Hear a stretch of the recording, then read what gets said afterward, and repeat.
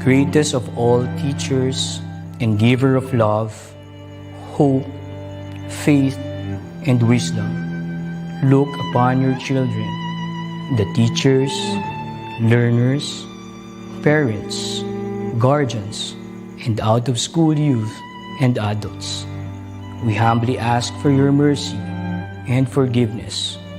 Guide us to the right path.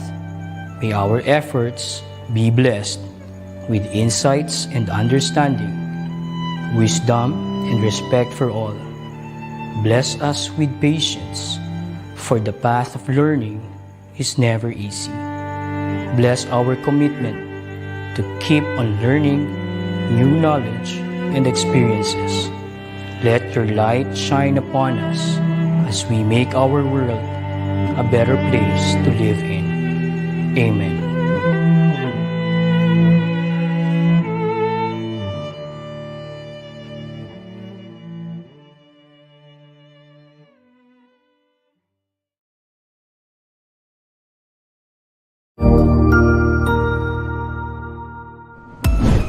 DepEd Vision.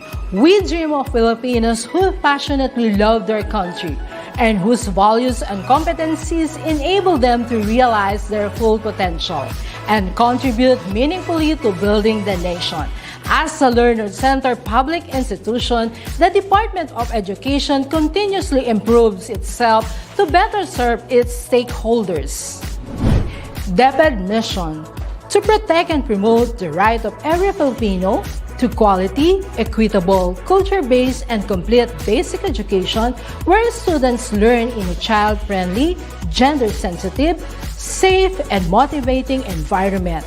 Teachers facilitate learning and constantly nurture every learner. Administrators and staff, as stewards of the institution, ensure an enabling and supportive environment for effective learning to happen. Family, community, and other stakeholders are actively engaged and share responsibility for developing lifelong learners. DepEd core values: maka-Diyos, makatao, makakalikasan, at makabansa.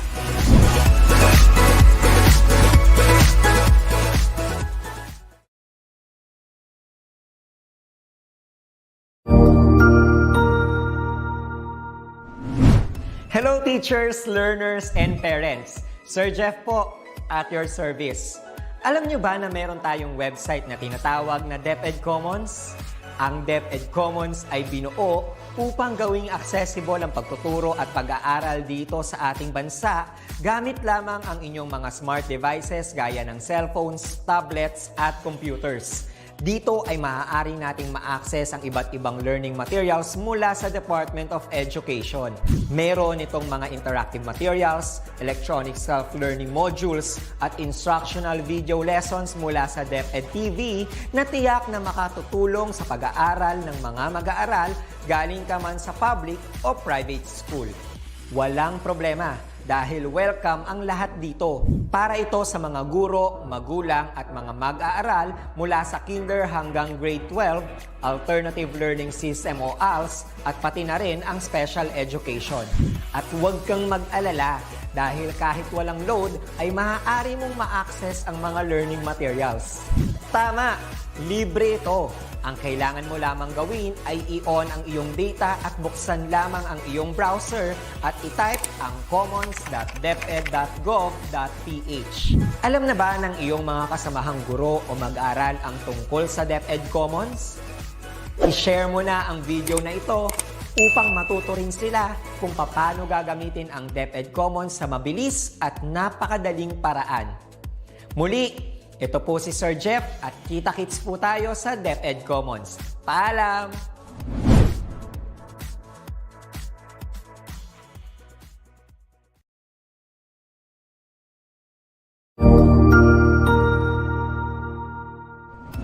Magandang araw, Sir Wilbur po, at your service.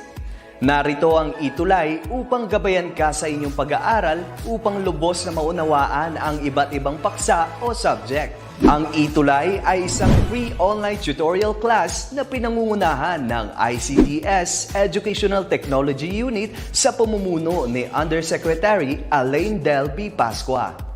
Ang programang ito ay hindi lamang para sa mga bata, kundi ito rin ay magsisilbing gabay sa mga magulang at mga guro kung paano nila ituturo o gagabayan sa bawat asignatura ang kanilang mga anak o mga estudyante.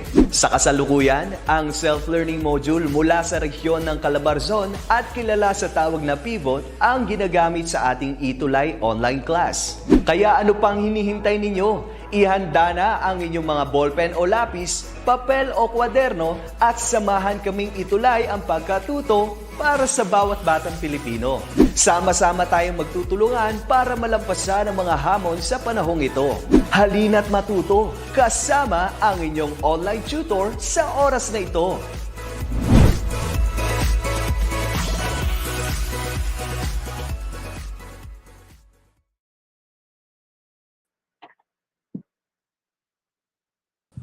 Good morning! Good morning Good morning. po. Hello! Wow, nice to Hello, see you Ma'am again, Lynette. teachers. Ayan, live And na Sir live na Aldrich. tayo ngayon. So we are Wow! now on the third quarter. Kamusta ba kayo dyan? Well, sir, dito po sa Cavite, once again, we are on GCQ. It's a bit Yes. sad, pero syempre, kaya natin to para sa mga ating mga Yes, fight. estudyante. Yes, how Okay. about Sir you, Tutor Aldrich. Tony? Sir Tony, QC here is okay naman. So doble ingat lang. Kasi nga, na-discover ang mga bagong strain ng virus. Pero with prayers and pag-iingat, kayang-kaya natin to. Sir Aldrich. Okay, thank you so much sa mga greetings and shout out to 69 yung nag-register sa phone ko dito, 69 viewers or Wow! siguro nandito rin yung mga teachers, even parents. At saka may mga estudyante tayo dito watching from Tansa National Trade School, grade 9 Mango. Ayan, estudyante. Ayan si Yes! Ma'am Ambita. Mega shoutout sa iyo, Ma'am Ambita. One of our former colleagues before sa Tansa National Trade School. Nanonood din siya in showing her support sa ating ETUlay grade 9 music. Ayan. So Yes, mega thank you to shout all out po sa our inyo. viewers out there. Ayan. So good morning sa lahat ng ating mga viewers from Luzon, Visayas, and Mindanao. Mga Pilipinas. Grabe. Good morning sa inyong lahat. So, bigyan mo natin sila teachers ng preview what to expect sa third quarter. Sa music, teacher Nolet, ano bang ina-expect natin for music? What are the topics? Yes, Tutor Tony, for music, very exciting yung ating pong topic or our lesson for this quarter. It's all about romantic period kung saan mas makaka-relate po ang Wow. mga estudyante po natin. Because parang Okay. mas relatable siya compare sa mga naging previous lesson po natin. So I'm very excited to share that to them. Wow, romantic. Sa Yes. PE, sir, ano ina-expect natin for PE? Well, sa PE, sir, every sessions, since as I scanned the module po, unlike sa other components ng MAPEH, marami kasing lessons. Sa PE, parang na-compressed. Instead of week 8 siya, parang nagiging 4 na lang, 4 weeks. Kaya ang mangyayari po, it's more an activity. So every sessions, meron tayong warm-up activities prepared by mukhang yours masaya yan, truly. sir, ah. And then since meron tayong festival dances, I'll be demonstrating the basics and then magkakaroon tayo ng with those basic steps, sir, ma'am, magkakaroon tayo ng isang routine by using all those basics para sa ating festival dances. Yun Grabe, po ang magiging kaabang-abang. flow Ayun. So, ng ating physical mga education grade romanticism, 9 festival third dance. quarter. Yes. And for health, Tutor Tony. For health naman, we'll be teaching our learners about the basic first aid and safety education. So very important yung skill timely. na to, no? Yes. So Yes. hindi lahat ako. I myself, medyo nangalawang na tayo sa first aid. Pero when we are browsing the curriculum, sobrang ang ganda ng mga topics which we can really use. Lalo na ngayon, di ba, sa time ng pandemic or any Life time skills. ng disaster or emergency. So I think, yun, sige. Yes. We better get started na, Teacher Nolet. Oo nga. Tama, Tutor Aldrich and Tutor Tony. Thank you for showing your beautiful or handsome faces sa ating pong mga audience this morning. So, salamat sa pagsama sa akin. And by today, we will be having music. So, salamat sa mga supports ng ating pong mga MAPEH teacher from grade 9. So, bye-bye po! Ayan. So, I am here now, your tutor knowledge for the music. I hope ready na po ang ating pong mga students. Katabi niyo na ba ang inyo pong mga modules or ang inyo pong mga notebooks para write po kayo ng mga dapat po ninyong tandaan, especially dahil po sa ating pong ETUlay, lagi nating mini-make sure na masasagutan po natin or mauunawaan din talaga ng mga students po natin yung ating pong mga activity na gagawin. So now, let me start with presenting my screen. Okay. So, shout out sa aking mga kasama po dyan, aking mga colleagues from Tanza National Trade School, and also to my students. Nakikita ko ang kanilang mga names and sections here. So, thank you so much for tuning in. I hope na marami kayong matutunan sa ating pong um, pagtuturo ngayon. Okay, so now, this is it. Okay. Oh, by the way, may nakita lang ako dito, watching from Polomok South. Grabe. Ayan. So, hindi ako ganun ka-familiar sa place, pero mukha siyang malayo. So, hello po dyan, Lakar. Good morning, watching from Tanza National Trade School, grade 9 Lychee. Hello, Gwen Kabutay. Ayan, it's one of my students. And also here, Anita Dakayon Perhes, watching from Marepco Elementary School. Hello po, ma'am, sa inyo po dyan. Ayan, so nag-shoutout po tayo. Okay, so one more we have here. Good morning, ma'am. Watching from Cebu. Hello po sa ating po mga kababayan from Cebu. Diba? Visayas, Luzon, Visayas, Mindanao po talaga tayo dito. Okay, so now let's start. I hope ready na talaga ang lahat. Okay, so now we have here. I hope nakikita niyo po ang aking pong screen. Ayan. So, for today, once again, I welcome you, mga teachers, mga parents, and of course, our student who is watching here in our ETUlay online tutorial. So, now we will be having Music 9. Okay, so this will be, sabi ko nga kanina sa ating pong naging pag-uusap with Tutor Aldrich and Tutor Tony, we will be having music of the romantic period for this quarter. And I know kung nung first quarter at second quarter, medyo hindi kayo nakaka-relate. But on this part of our topic, mas nakaka-relate po ang ating mga students ngayon. Okay, so by the way, papakilala po muna ulit ako. Baka nakalimutan tayo ng ilan po sa ating mga estudyante. I am Tutor Nolet and I will be having music. Kami po ang magtuturo po sa inyo together with Tutor Aldrich, Tutor Tony ng MAPEH 9 every Tuesday, same time. It's 9 a.m. to 10 a.m. Ayan, medyo sinok-sinok pa si ma'am. Okay, so by the way, ito pong module na amin pong ginagamit ay mula po sa ating pong Division of Negros Oriental, Region 7. Maraming salamat po sa amin pong mga writers, sa mga kapwa po natin guro from Negros. Maraming salamat po na pinagamit niyo po sa amin po itong module na to para po maunawaan po ng ating pong mga students ang ating pong day-by-day lessons. Okay? So now let's proceed with quarter 1. At the end of our tutorial, you are expected to, ano ba yung ating pong goal for this tutorial? Of course, to narrate the life and the works of the Romantic era composers. Ayan. Also, relate romantic music to its historical and cultural background and recognize the important musical features of romantic music. So, all in all, talagang iikot po tayo sa romantic music. Okay, so now let's proceed with our pretest. So, kung hawak niyo po yung mga inyong mga ballpen, huwag niyo pong kalimutan kasi sasagutan na po natin ang ating pong mga kasagutan. So, let's start with our pretest. So, question. Frederick Chopin wrote most of his music for which instrument? So, A, flute, B, orchestra, C, piano, or D, violin. Ayan. Sige nga, comment down below. Ano po ang inyo pong mga kasagutan? Okay. Ano po ang ating mga kasagutan po dito? Sige po, babasa po ako ng mga comment. A, B, C, or D lang. So, alam ko, di ba natin ito na cover, pero try to make a guess. Is it flute, orchestra, piano, or violin? So, I'm seeing here letter A. Letter A nga ba?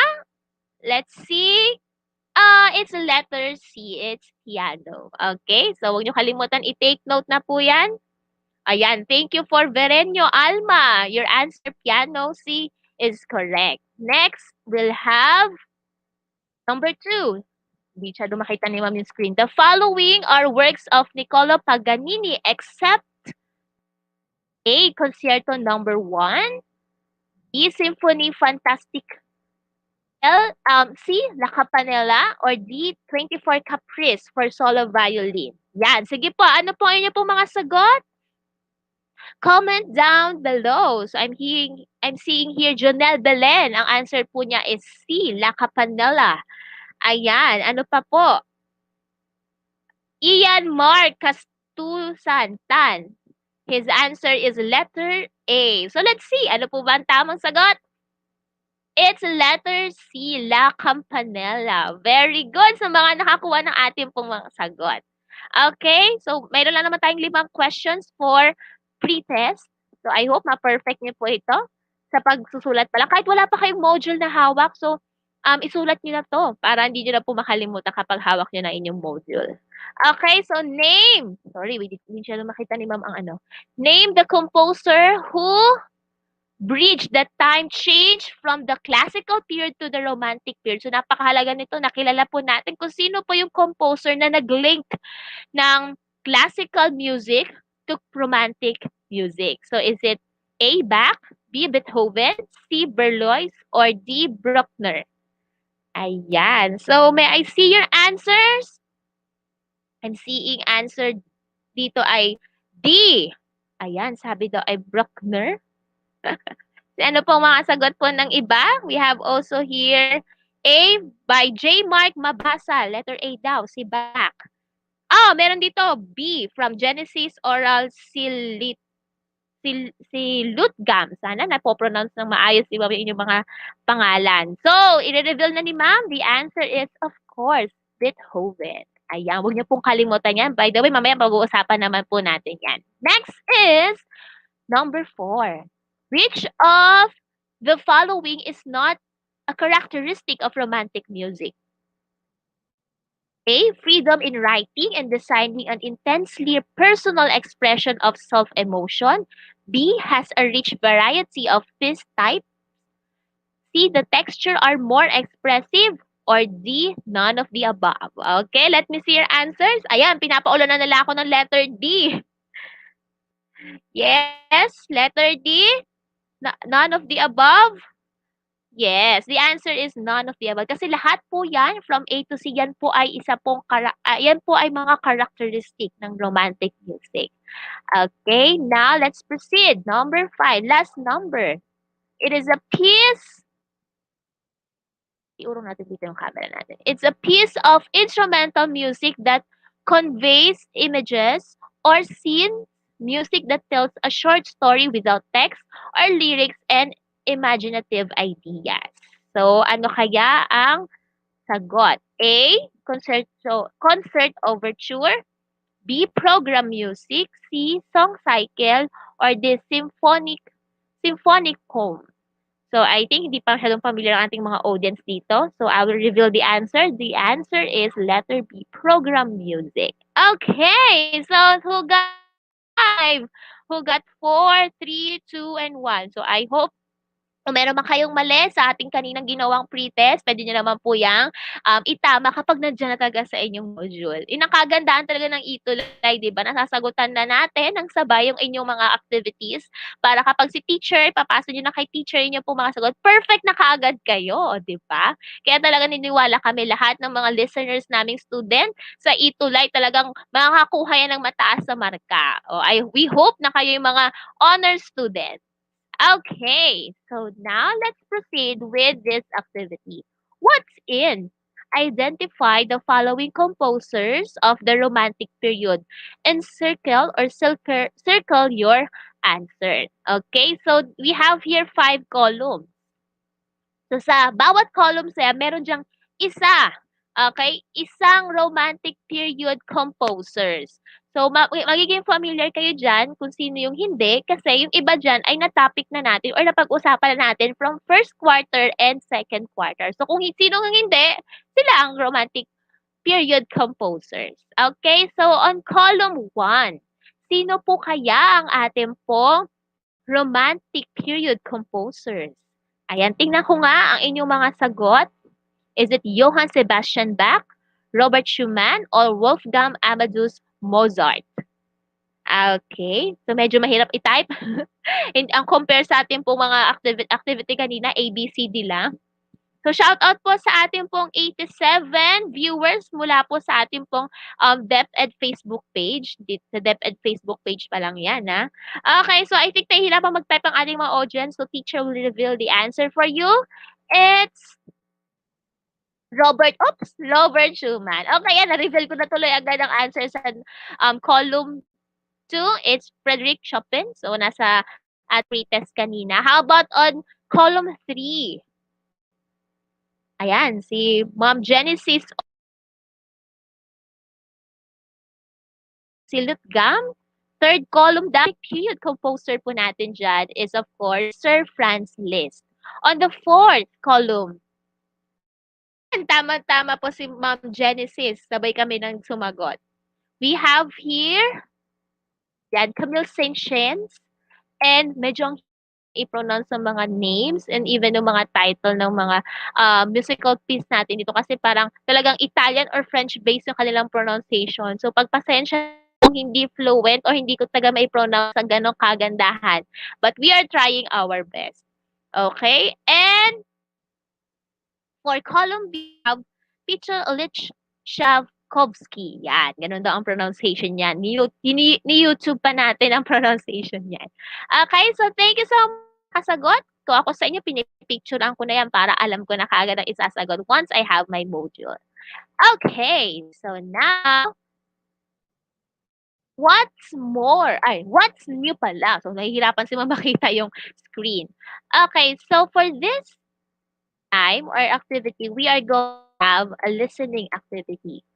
So, listening activity kung saan we will try to express kung ano yung ma-observe natin sa musical pieces na mapapakinggan. Of course, these are all from romantic period. So, let's observe ano ba yung musical element that is present on these pieces. So, ano yung mas makita po nating kumbaga mai-express natin or maiko-compare po natin ang romantic music to other eras or other periods.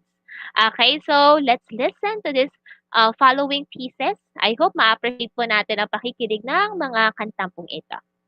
Okay. So first is we have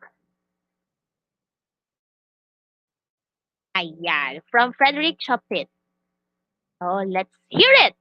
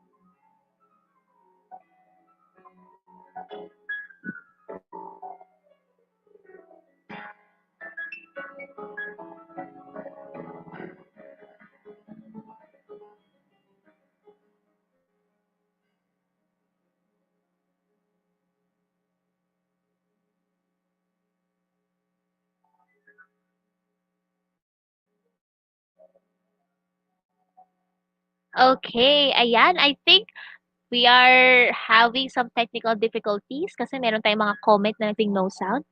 Ayan, may narinig na ako. Medyo putol-putol lang siya. But anyway, you can search it sa ating pong YouTube. So, ito po ang kanya pong title. So, that mapakinggan nyo po ng mas maganda.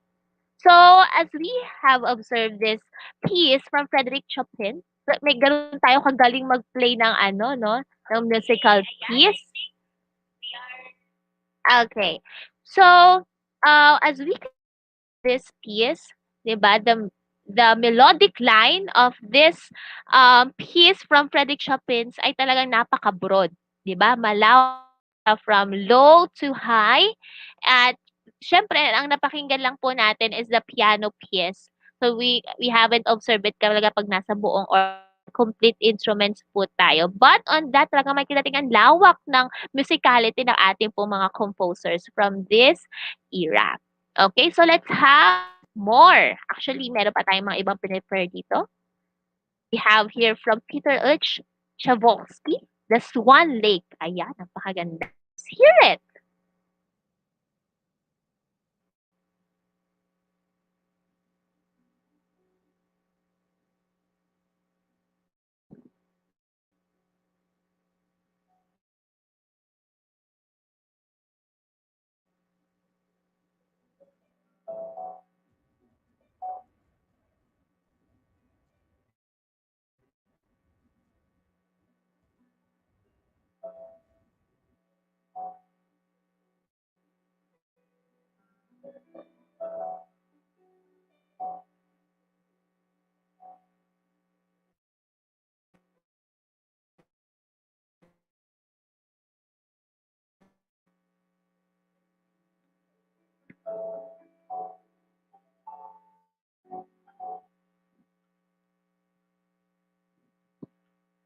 All right. So, I think it's better if I'll sa atin po.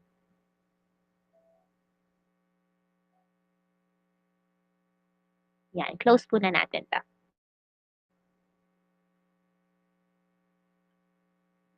Okay, so here, I think itong Swan Lake, gusto ko mapakinggan niyo 'to ng mas maganda kasi piece na 'to ay up to now, 'di ba, widely used ito sa mga, what you call this, mga movies na atin pong nakikita, especially mga English movie. Mas maa-appreciate niyo 'to kung mai-play natin 'to ng maganda-ganda. Okay? So, let's try to hear it.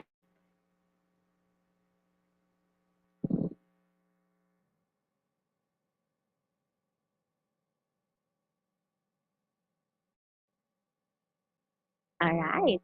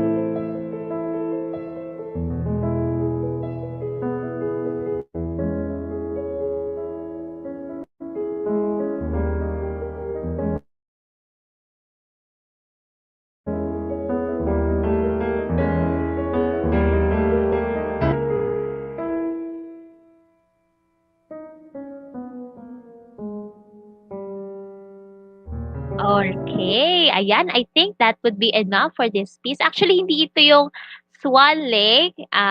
It is, ayan, pakita ni ma'am.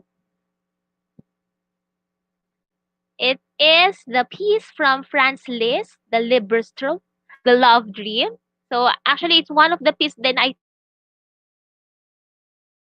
think familiar kayo, 'di ba? Narinig niyo na 'yan one way or another sa ating pong mga movies na napapanood, especially the English. Observe on this musical piece na napakinggan po natin kanina, 'di ba? Very calm, 'di ba? Meron siyang from being soft and loud. So ano po bang element of music ang kanyang dinevelop on that part of musical piece? Well, yun lang naman ay ang, of course, dynamics. Ayan, 'di ba? Maganda nag-a-add sila ng dynamics from being soft to loud, 'di ba? Na-appreciate natin talaga yung music, that kind of music. Siyempre, nakita natin kung gaano kalawak yung kanila pong melodic line from low to high. Now let's have this. Ito na yung the Swan Lake from Peter Ilyich Chavchovsky. Ayan, sorry for my pronunciation. So let's play the Swan Lake. Okay.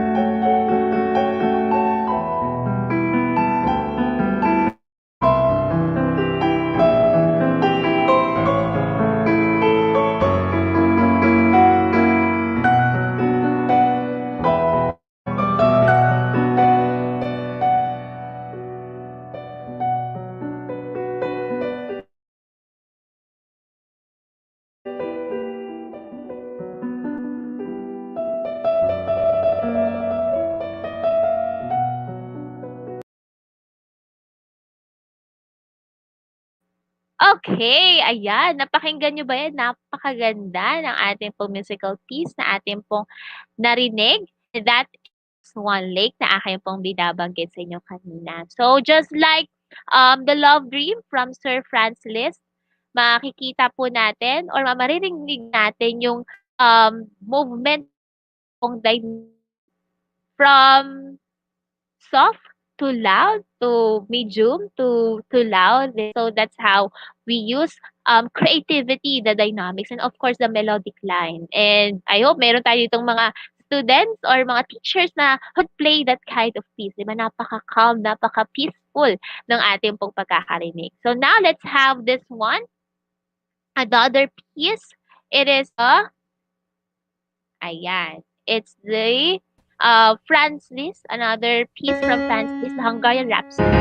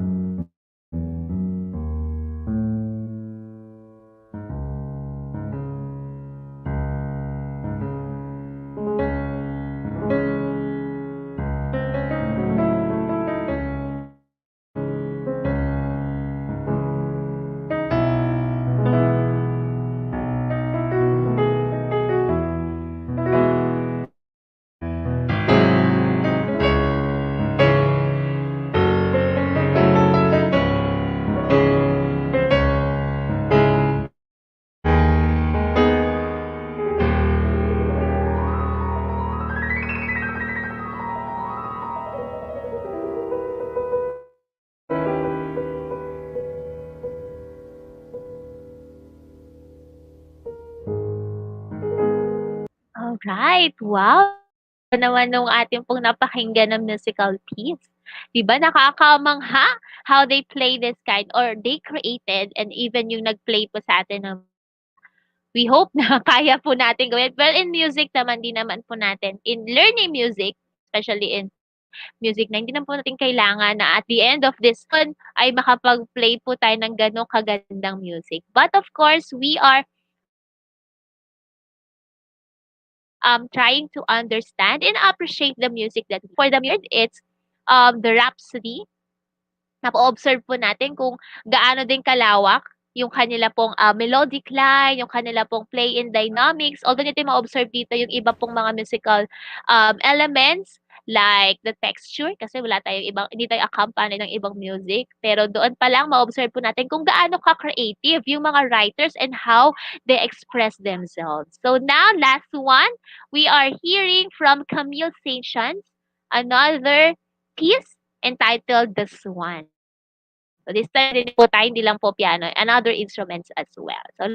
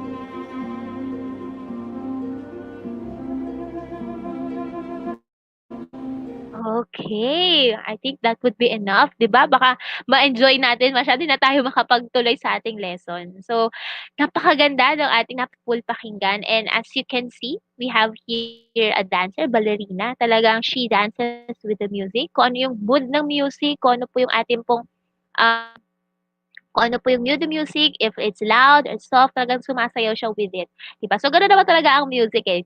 Appreciating music, we can flavor it in a different ways. Okay, so now, balik tayo sa ating pong PowerPoint. Okay, so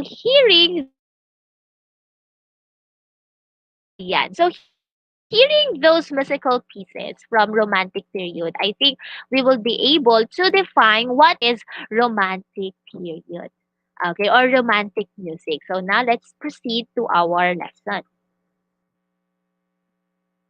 Ayan, music of the romantic period from 1820 to 1910. So I have here a word cloud kasi kung baka pag nila word kayong basahin a word cloud kung saan makikita po natin yung mga keywords for you to understand and period all about. Okay, so one of the words here is the word expression. Expression. So, the root of expression, romantic period is all about expressing yourself. Okay, sabi dito, freedom. We have the freedom of expressing our romantic period, masyado siyang emotional. Yan, I can see here the word emotion. And it the imagination, creativity, and of course, individualism. So, ibig sabihin, in romantic period, compare po sa ating pong previous period or previous which is the classical music, ang romantic period, mas expressive siya. Kung sino yung composers, kung ano yung individuality na meron siya, he or she can express it through the music. So, unlike po ng mga previous music po natin, sabi nga sa classical period, this is the age of reason, di ba? So, they follow forms, they follow this kind, dapat ganito yung music, so on and so on. But in romantic period, there are still forms, pero we do not strictly follow it. So, so yung mga musicians natin, composer natin, talagang they express themselves freely. Okay? Their emotions. And of course, it's sa mga pinakamalaking word dito is nationalism. One of the most used topic sa ating pong mga music from romantic period is about nationalism, kanilang pagmamahal sa nila pong bayan. Okay? So, remember that romantic period is all about expression, individualism, creativity, freedom of speech through music. Ayan. So, and also, huwag nating kalimutan dito sa bandang baba, it says here passionate. Ayan, napaka-passionate po ng kanila pong mga music na ginagawa. So, this time na kayo po ay nasa inyo pong mga bahay, it's a good thing na meron din kayong bagay na pinag-channel, okay? Pinagde-deliveran ng inyo pong mga nararamdaman, ng inyo pong mga damdamin, and music could be one of that, 'di ba? So, you can do it through music kung kayo ay punong-puno ng mga damdamin, 'di ba? Or galit or ka-boredom and etc. etc. You can express it through music. And romantic period is that is one of his characteristics. Medyo nabubulol na si ma'am, 'di ba? Ayan. So, I do encourage you right now, lalo sa mga areas na naka-GCQ talaga na bawal po lumabas. So, kung kayo ay nabo and you want to express yourselves, 'di ba? Tayong panahon natin ngayon, 'di ba, more on expression, unique individuality ng bawat isa. You can do music katulad ng mga composers natin during this romantic period and express nila yung kanilang sarili through music. And you can do that habang kayo po ay mga nasa inyo pong mga tahanan. Of course, ayan. We also have here, ayan, sino ba 'tong mga, important persons na ating pong nakikita dito? We have here, sabi natin sa atin, Sir Ludwig van Beethoven. I know familiar kayo sa kanya from the, what do you call this? Classical period. Ayan, 'di ba siya po isa sa mga prominent or pinaka, kilala na composers from classical era. Pero hindi po na kanya pong legacy. Even to the romantic period, ayan, makikita po natin ang kanya pong influence. Okay? So, siya lang naman ang nag-link ng classical era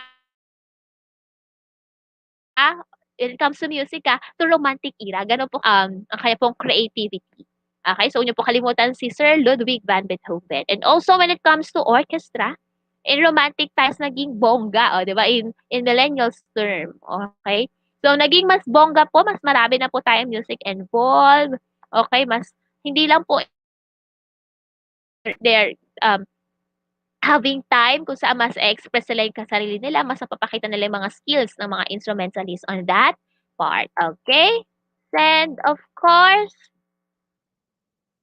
music of romantic period as well is on this cloud, word cloud, ma'am, observe po natin ano ba yung mga words na meron tayo dito. Romantic period is all about folk songs.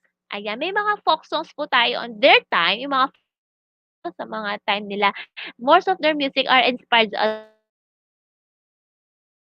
as well of folk songs. Sabi natin kanina, one of the topics, most used topic ng kanila po mga music is about, so of course, they inspire the music from the folk songs that they have.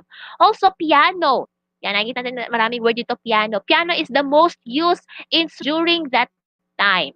Okay, so nakikita ulit natin dito yung mga word na express, kasi nga romantic era is all about expressing your world, what you want to tell, okay? And all about their nationalism, their country, their ito nakalagay, nationalism, okay? About them being proud of where they came from. Okay? So, yun po ang idea.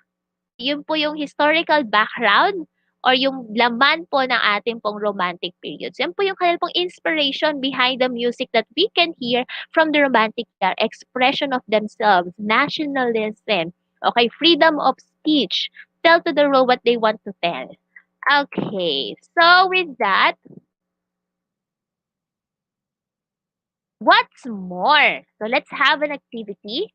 Okay, below or the next page, on the next pages, we have words. If the words or the phrase goes along best with the classical period, that is the previous period that we have from the second quarter, you should write C. If the word or the phrase goes along best with the romantic period, let's write R. Okay, are you ready?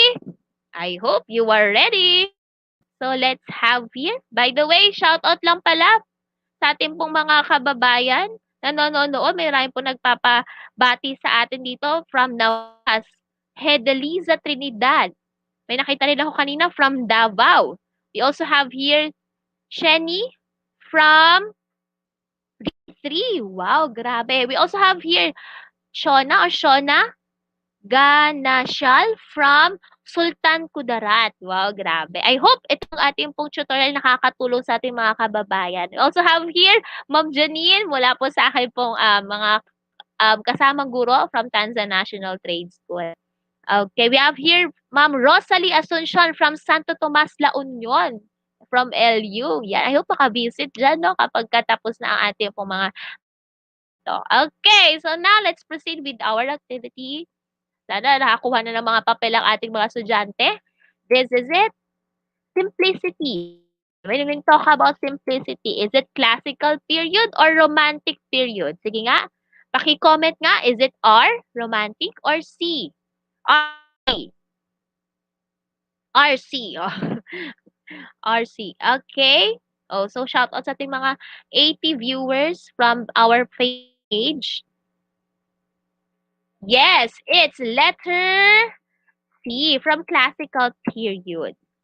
Okay, 'di ba simplicity kasi naman they are following mga formats, they are more about reasons, age of reason kaya marami more on simplicity lang sila. And next we have here two, individual expression. Is it from classical or romantic? Kung nakinig kayo kanina, kaya niyo yan. Okay? R, romantic period, or C, classical? Individual expression. The word, express. Okay? Medyo nalilate dumating ang mga comments sa akin. So, I think naman nakakasagot kayo. So, reveal ko na ang sagot. It's letter R, romantic period. Diba? Kaya natin na-discuss doon natin yan. Romantic era is all about expression of oneself, individual. Okay, next. Wolfgang. Ayan, thank you po from Genesis. Ma'am Genesis Oral. Kanina pa po natin siyang sumasagot na po ng ating pong viewer pong ito. If I think she is a teacher. Hello po, ma'am. Ayan. So, next is Wolfgang Amadeus Mozart. Ang composer. Well, yan. Tama po kayo. It's from classical. So, congrats sa mga halapan ng lesson po natin from classical. Sir Mozart is from classical period. Nationalism. Ayan. Nationalism. Is it classical or period? Sige po. Waiting for your answers. Nakakita na ako. Medyo ang hirap lang i-pronounce ang kanya pong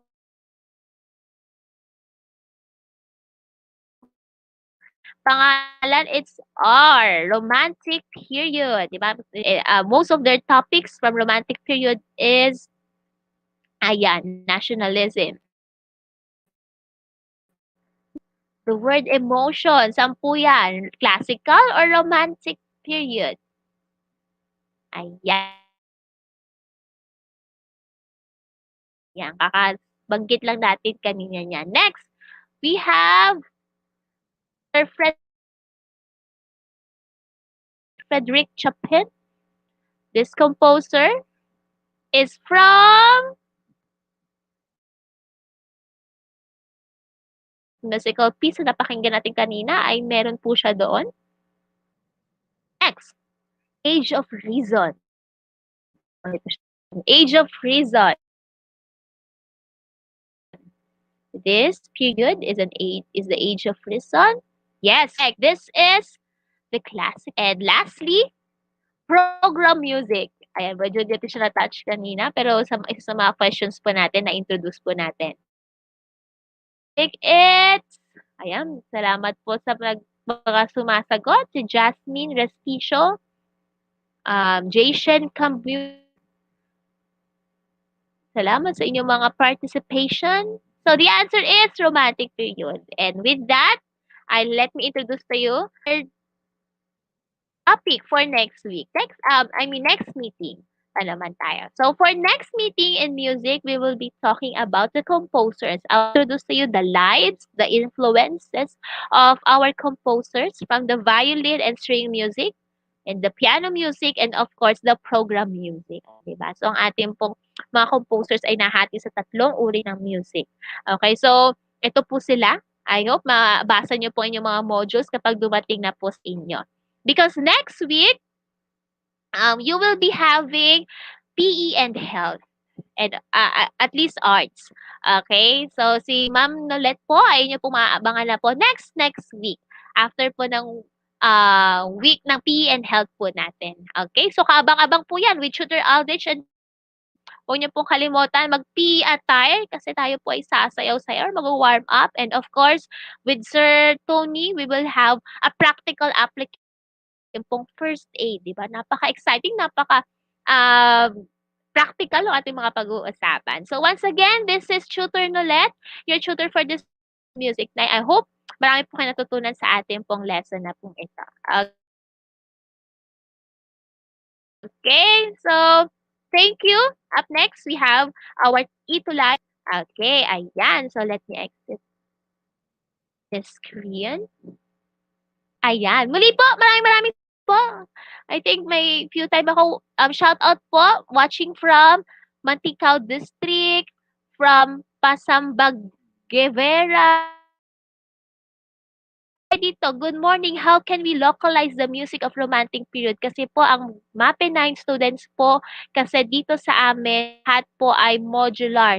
Thanks a lot. So how can we localize? So Teacher Noreen Belen, we can use mga localized stories kung saan pwede po natin i-apply yung ating pong mga musical instrumental sa mga music pong sa mga stories pong ito. Ayan, kasi more on music appreciations naman po tayo, ma'am, and mga ating pong mga parents out there na naghumihingi ng advice paano maituturo itong music. More appreciation po tayo. Or put them in a scenario kung saan pwede lang ilapat yung music pong iyan. Kung ano po yung na-fulfill nila. Listening to that music, they can involve in writings, in drawings, in dancing. So in that way, di ba, very individualism naman po tayo eh. So ano po yung nararamdaman nila in that music, express it in their own way. Okay? So thank you, ma'am, for your questions. And I think it's time. So maraming salamat po again. So this is Tutor Nolet Service. Maraming salamat po. And goodbye! Thank you for watching!